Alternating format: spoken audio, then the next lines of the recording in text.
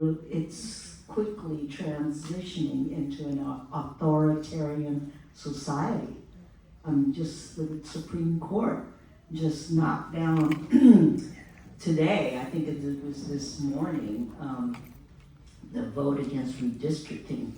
And you know, that's going to enable the Republican Party to, you know, not use race as a basis for, you know, like that gerrymandering that they were doing. So they're able to do that. So we're back again to not having a level playing field. And I think it's incumbent on each of us not to bury. I hear so much, oh, I don't even watch the news anymore. It's so depressing. I'm not, you know, I'm not political. If everybody abdicates their personal responsibility by saying, I'm too depressed, I can't handle it. I can only think about what's in my yard, not what's in anybody else's yard.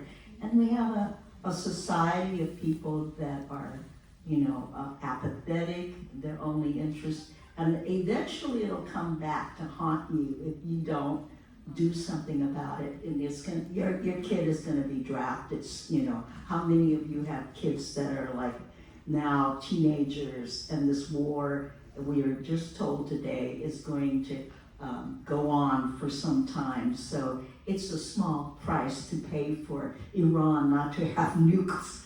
Is it a small price for you to pay $7 at the pump a gallon?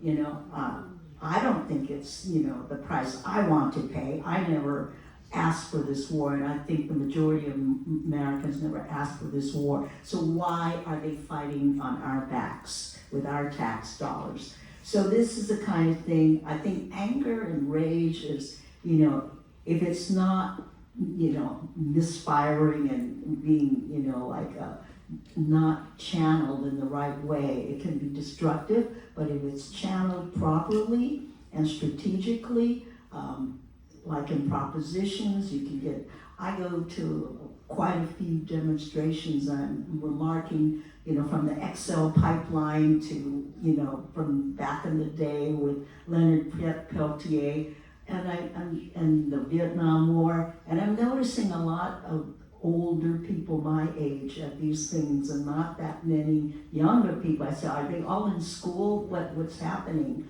And I think a part of it is education. That's why ethnic studies is so relevant, and we must fight for, you know, against the banning of our books. Even our children's books are getting banned just because it addresses ethnic foods. I mean, that's ridiculous. So, you know, as a parent, you want your children, your grandchildren, to learn your history, to see the value of being Asian American, and that's going to go backward to what Bayard experienced, you know, being, you know, made fun of, being discriminated on your job. You know, I was at New College, and I had to fight a lot of discrimination as a professor, and you know, I'm sure, you know, Felicia did in the media. So, you know, you gotta be a fighter, but you know, you got to be strategic and have your priorities and work with other people when you can.